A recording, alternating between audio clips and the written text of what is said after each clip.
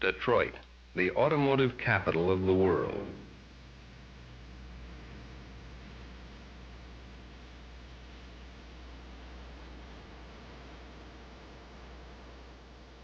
Half a mile of asphalt, a quarter mile to race on and a quarter mile to slow down in.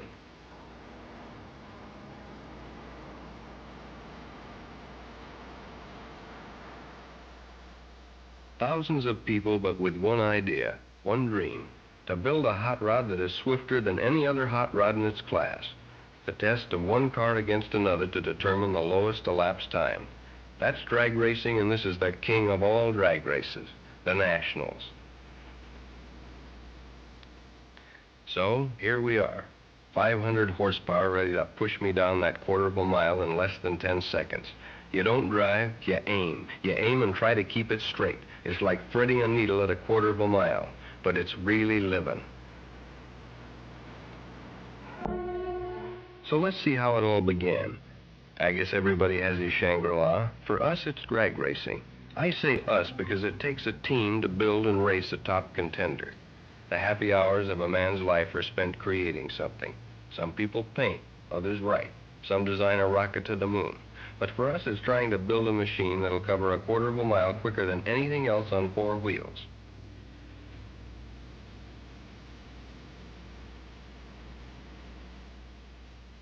Lefty and Tom are high priests in our temple. Lefty works in electronics, and Tom's a mechanic.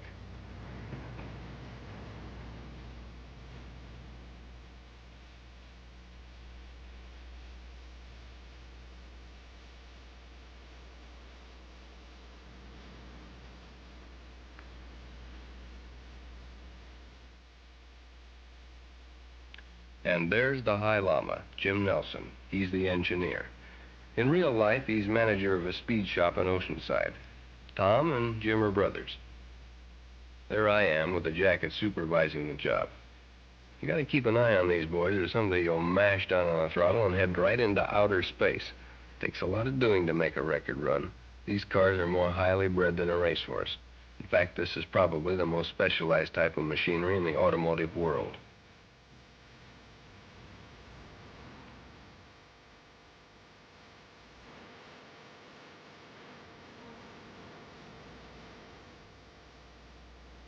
When we head out for a big race like the Nationals, we take along enough spare parts to rebuild the engine as many times as we have to. Reliability is almost as important as speed. It takes a combination of both to win. In fact, I've known it to happen where the fastest car isn't necessarily the winner.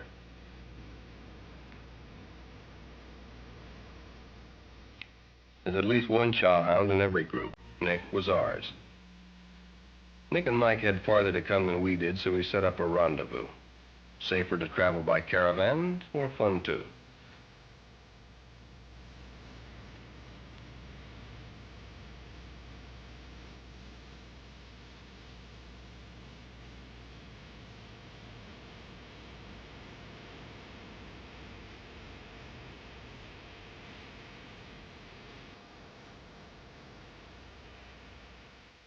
We hadn't been able to get together because of the hectic weeks of work that always precede a big meet.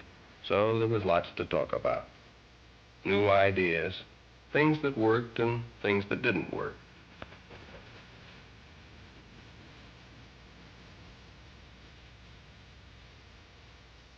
The Dragliner was our last year's winner. Nick purchased it when we built the Dragmaster. Mike and Nick were running it this year. It's a long haul from California to Detroit, so Lefty broke up the powwow and we got underway.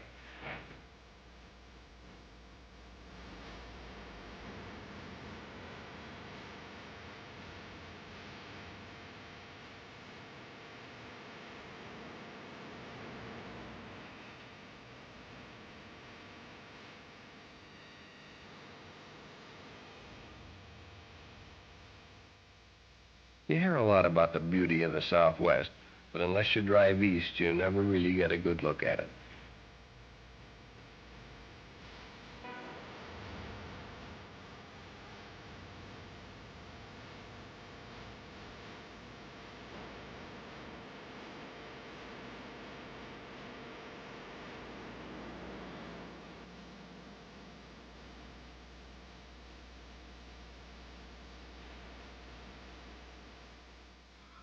found a great barbecue place in Amarillo, and of course Nick was the first one in and the last one out. You wondered where he put it all until you looked down and saw those size 14 shoes.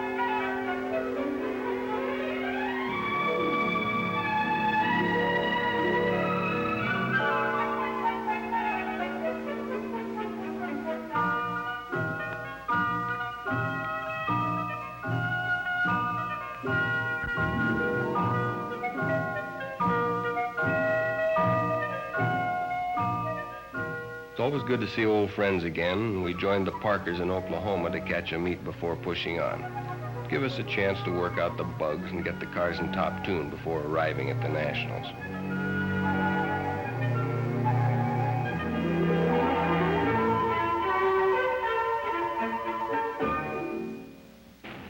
Oklahoma had a regional meet. That's a Texas job, burning up the track. My competition got off to a swirly start, which put me in the next round. There's Jamie Parker and his C Gasser. And there goes his brother Phil in his A Gasser, affectionately called Grandma. And here comes Nick in the Dragliner, a little on the late side. Lady Luck was riding on my shoulder all day. And there's the Allison against the twin Chevy. You can't see it for the smoke, but the Chevy won. And so did we. Jamie got first in his class, and we won a savings bond for top elimination. And could we use it?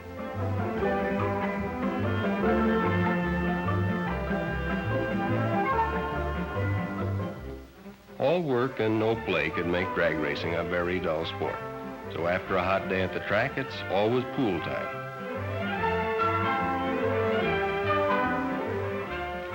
By the time we left Oklahoma, we had quite a caravan. 2 cars, a pickup, a rig, and 5 hot rods.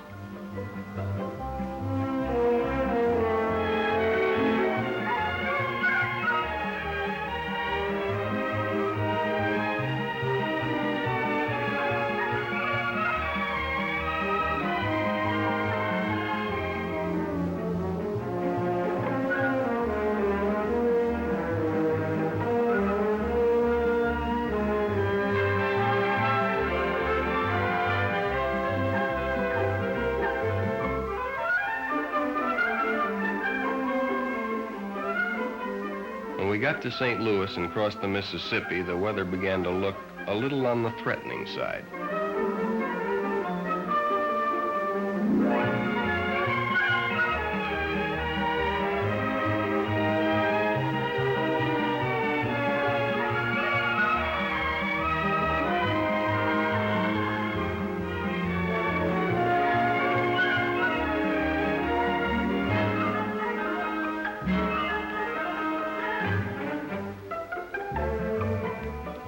And in Illinois, the storm broke. From there to Detroit, it was solid.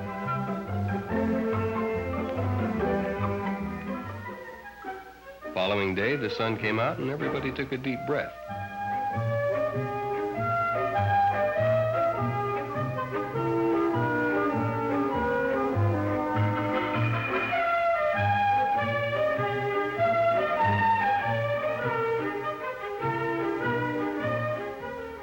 Even so, we almost lost the whole day unpacking everything and getting it dried out.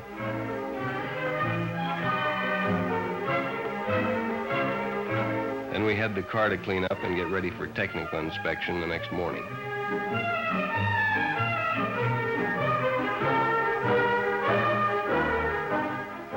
All cars must pass a thorough technical inspection by representatives of the National Hot Rod Association. The association's rules have been responsible for setting and keeping the high standards of safety so typical of modern hot rodding. Classes are divided according to body types, engine size, and weight of car. This affords a wide variety of creations for hot rod enthusiasts to develop.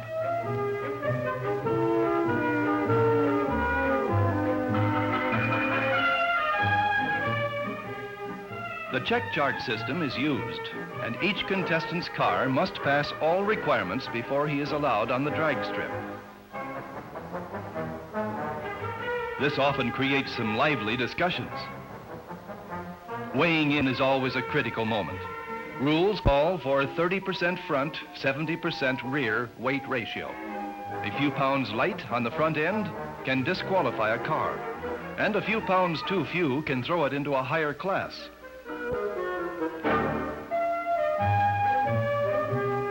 After technical inspection, the crew transports the car to the pit area, where a thorough tune-up is done before their first run.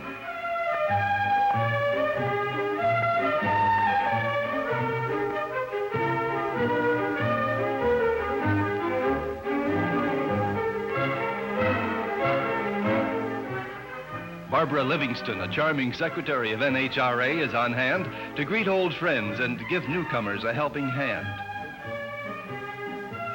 Once satisfied, the crew wheels the car through the staging area, and an amateur photographer gets her chance before the car gets to the starting line.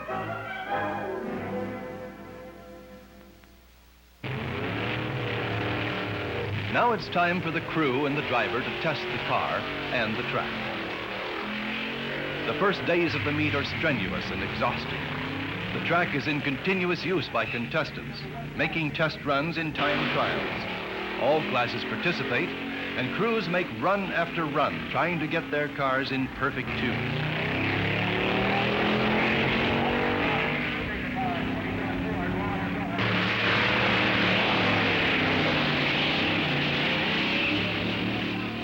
For the spectator, it's an exciting time too, because they have the opportunity to observe the many different classes in action and compare their elapsed times.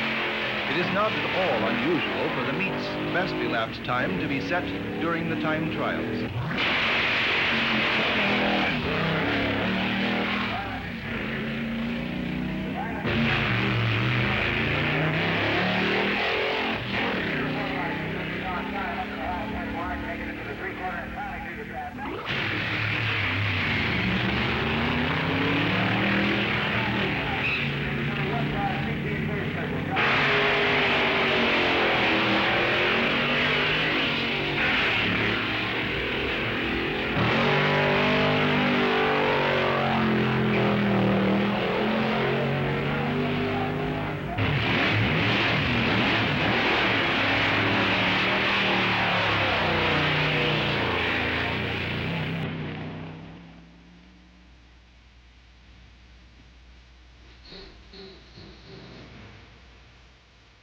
The parking lots and stands were filled to capacity as enthusiasts turned out in droves. Hot rodding has really come of age in the last decade. Since 1950, the sport has grown from only 2 active strips to the present colossal number of more than 250. This group from Washington represents the best in cooperation. Father drives, and the whole family acts as crew.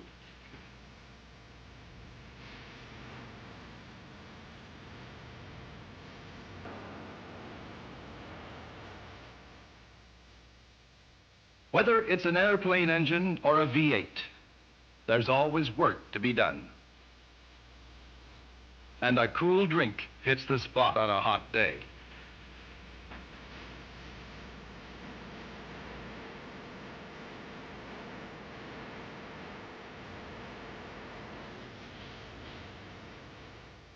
For us, the big day was here.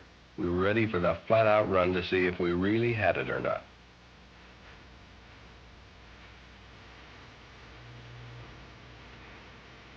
We checked the champion and make sure we had the right heat range.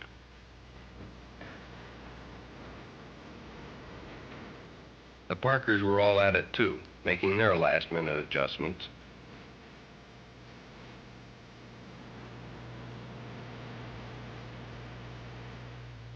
A word with one of the toughest competitors, Chuck Jones, of the Sidewinder crew from Long Beach, California. Then we were ready to take her down to the line.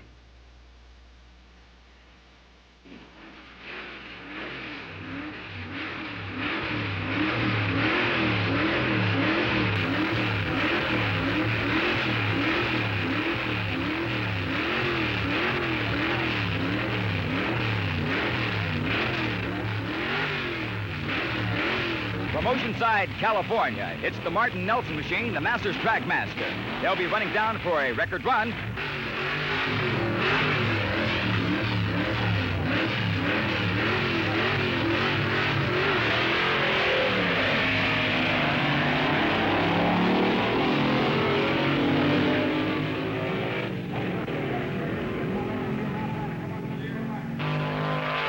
Down to the traps. With top elapsed time on our Klondike clocks, a 9.12. 9.12 seconds. The Nelson Martin machine, the Masters Dragmaster. With the lowest ET of the meet so far and a possible record, they had to check the gas to make sure we weren't on rocket fuel.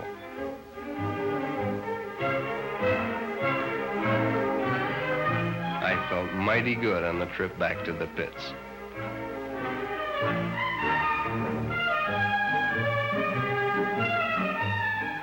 You never want to count your chickens, or however the saying goes, because the day of eliminations, we heard those expensive noises when we fired her up.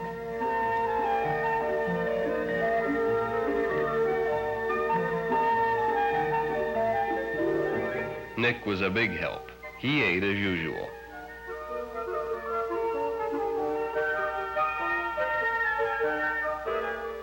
There was nothing to do but tear her all down and see what the trouble was.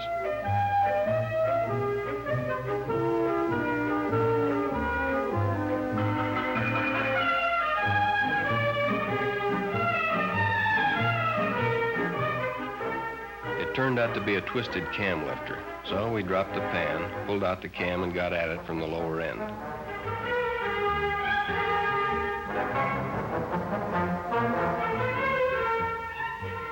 Fortunately, the cam was okay. The eliminations were starting and time was working against us.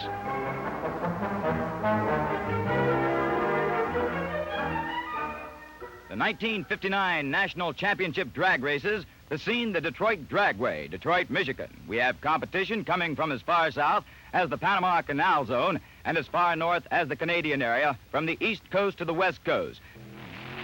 2 cars in the C gas class. Jamie Parker on the tower side.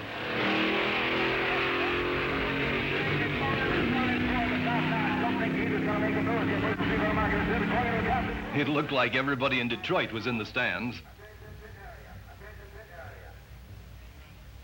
Bill Parker in his A-gas coupe against Bill Waddell.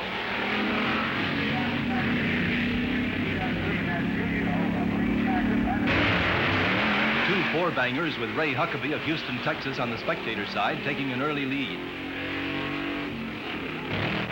A Thunderbird and a Corvette in the sports car class.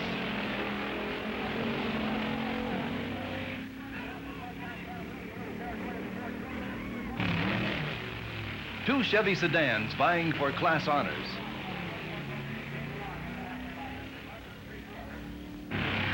The original Hot Rods, 2 street roadsters. An Austin against a Fiat in the altered coupe class.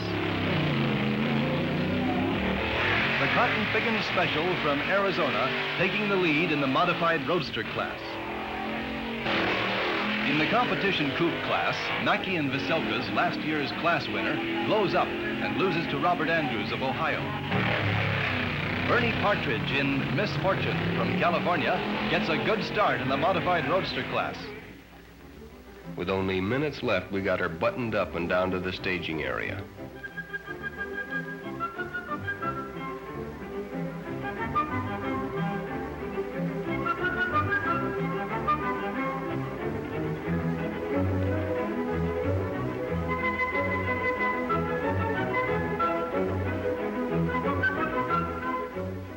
Jack Moss's twin Chevy taking a good lead over Arfon's Green Monster.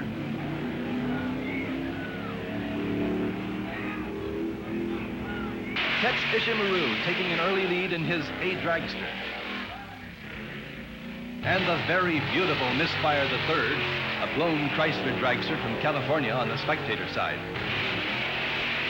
Two blown A dragsters getting off to a good start.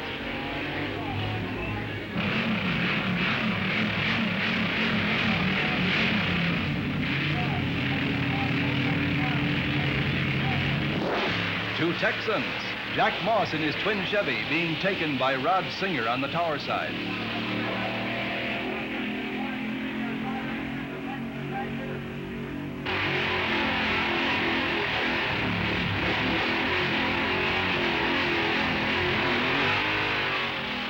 Dode Martin in the Dragmaster, losing to Tets Ishimaru.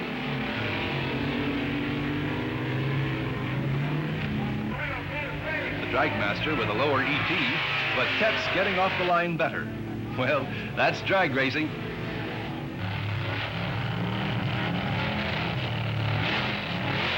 Herman Moser in his Ramrod getting off to a slow start. Two beautiful Alters. The red coupe from Texas dusting off the bronze entry from Ohio.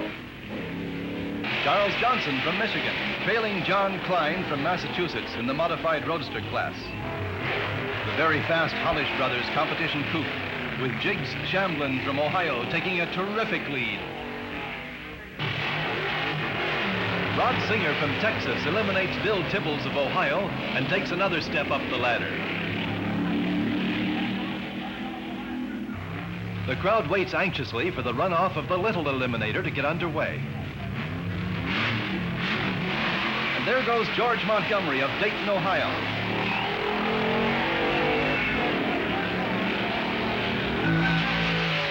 The winner with hood flying.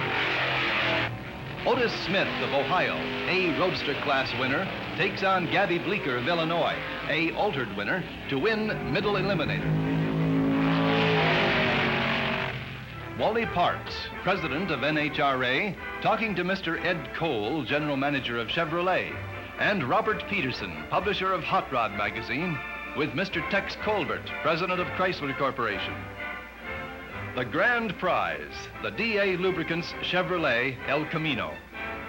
Rod Singer on the way up to the line to run against Jig Shamblin for Mr. Top Eliminator. Rick gets a shot for Hot Rod as the crowd watches. And they're off. Up to the halfway mark, they're neck and neck.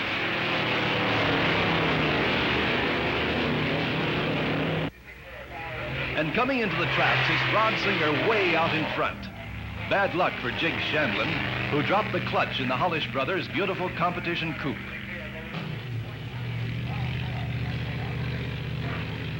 On the starting line, the Green Monster, 1945 Allison-powered dragster with much go. And there's the flag. It's Bill Smith getting on the big green sign. He approaches the quarter mark of the strip, going wild up to halfway. He's on it and into the three-quarter. He's really coming on and into the traps with a top contact time of 170.45 miles per hour. 170.45 miles per hour with the top time of the meet. And then the awards. The trophy for traveling the greatest distance to the Nationals, accepted by Mike Bamber. The award for the best appearing car and crew goes to Darrell Zimmerman of Colorado.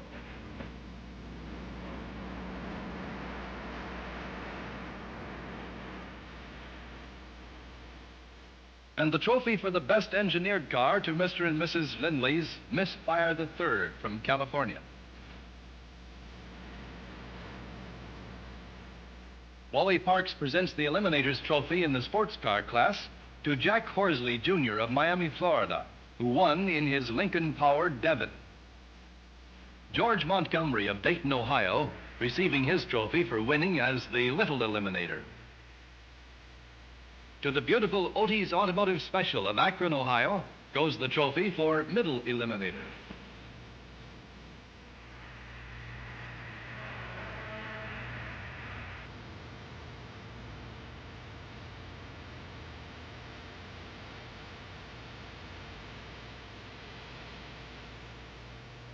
The Martin Nelson Dragmaster was considered, in the judge's opinion, the safest constructed car of the meet. They also won the trophy for the lowest ET. Wally Parks beckons to the crew of the Green Monster to share honors with Art Arfons for establishing a new top speed record on gas of 170.45 miles per hour. And here comes the Singer-Miller car being pushed back to the winner's circle. The car that won the meet.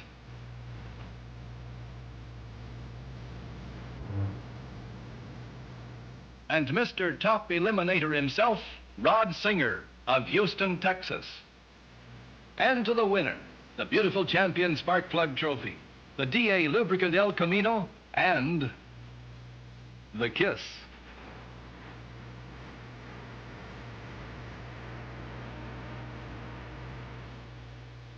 And so another Nationals draws to a close. Records have been set and broken, ideas have been exchanged.